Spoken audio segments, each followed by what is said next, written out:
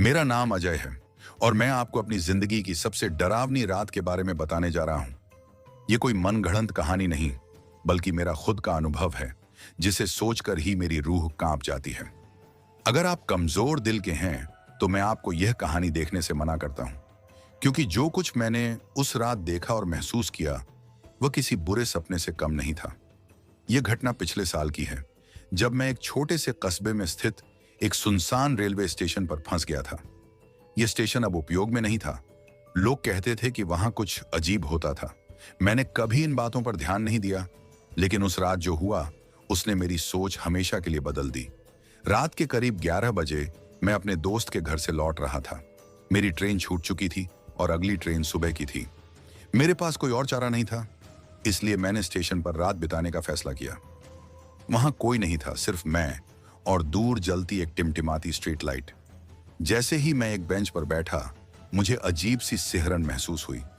हवा में ठंडक थी, लेकिन यह सिर्फ ठंड नहीं थी, यह कुछ और था।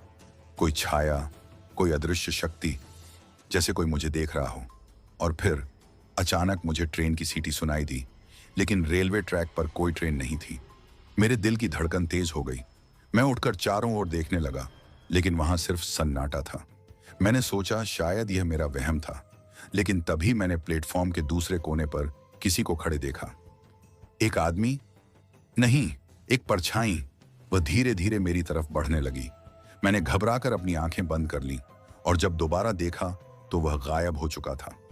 पर तब भी मुझे ऐसा लग रहा था जैसे कोई मेरे ठीक पीछे खड़ा हो। मैंने हिम्मत जुटाकर धीरे धीरे पीछे मुड़कर देखा।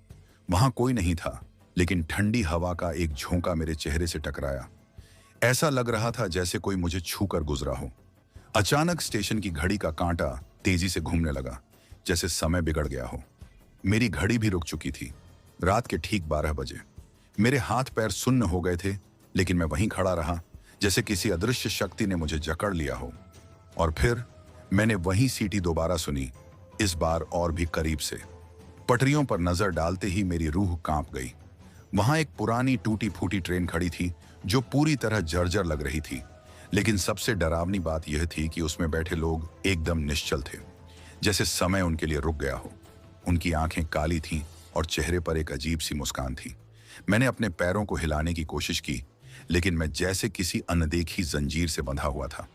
तभी ट्रेन के अंदर से एक लड़की मेरी ओर देखने लगी। उसके लंबे बाल बिखरे हुए थे और उसका चेहरा सफेद था, जैसे किसी ने उसकी आत्मा खींच ली हो। वह धीरे धीरे खिड़की से बाहर झुकी और मुझसे बोली, तुम यहां क्या कर रहे हो? मेरे होंठ कांपने लगे। मैं कुछ बोल नहीं पाया। तभी ट्रेन की बत्तियां एक एक करके बुझने लगी और पूरा स्टेशन अंधेरे में डूब गया। और फिर मैंने किसी को अपने कंधे पर महसूस किया। मेरी सांसें थम गईं। कंधे पर किसी का ठंडा हाथ था, इतना ठंडा कि मेरी रीढ़ की हड्डी तक सिहर उठी। मैं चाहकर भी हिल नहीं पा रहा था। धीरे धीरे मैंने गर्दन मोड़ी और देखा। वह वही लड़की थी जो ट्रेन की खिड़की से झांक रही थी, लेकिन अब वह मेरे ठीक पीछे खड़ी थी। उसकी आंखों में एक अजीब सी चमक थी और उसकी मुस्कान किसी भयावह रहस्य को छिपाए हुए थी। तुम यहां रुकोगे हमेशा के लिए, उसने धीमे स्वर में कहा। उसकी आवाज हवा में गूंज गई, जैसे कई आवाजें एक साथ बोल रही हों। अचानक मुझे ऐसा महसूस हुआ कि मेरे पैर जमीन में धंस रहे हैं, जैसे प्लेटफॉर्म मुझे निगलने की कोशिश कर रहा हो। मेरी आंखों के सामने अंधेरा छाने लगा।